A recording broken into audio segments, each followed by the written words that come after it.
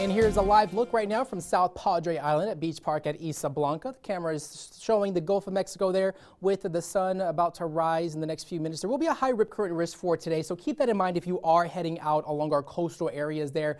But of course, those temps, if you're heading out the door right now, McAllen 74, Harlingen 70 degrees, Brownsville at 74 degrees.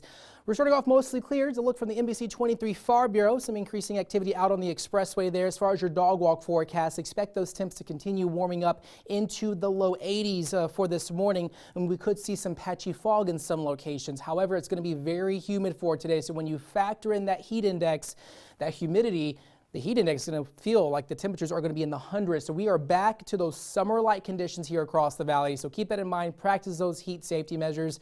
But there is a cold front moving through Texas, and we could see some drier air move in with this front. But as we look at the situation right now, 43 degrees in Amarillo. This front's going to be a bit weak for us here. It's going to stall north of the valley, but right now we are expecting those conditions to be mostly clear, not expecting much rain. We could see some isolated showers.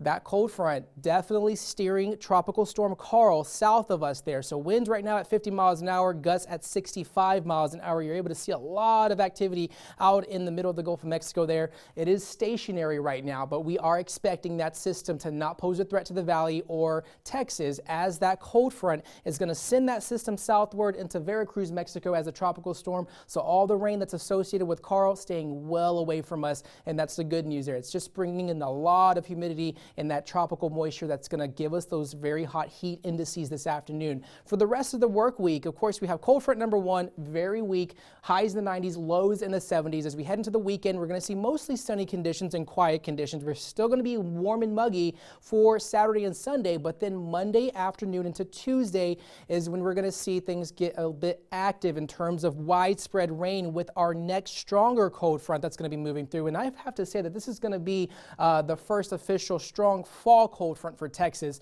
So we're going to see rain chances as well as significantly cooler temperatures. We could see high temps remaining in the 70s.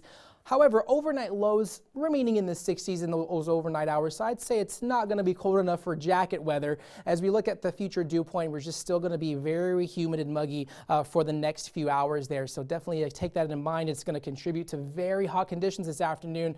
Look before you lock. We're now talking about heat safety measures once again, even though we are towards the middle of October here. As we look at future clouds and radar, we could see some isolated showers there flare up. But as we look at the next 7 days, expect those temperatures to continue being just warm and humid. Isolated showers are going to be in the picture through the rest of our work week into this weekend. And then Monday evening into Tuesday is when we're expecting that strong weather system that's going to bring cooler temperatures with those overnight lows in the 60s and rain chances clearing out to sunny skies.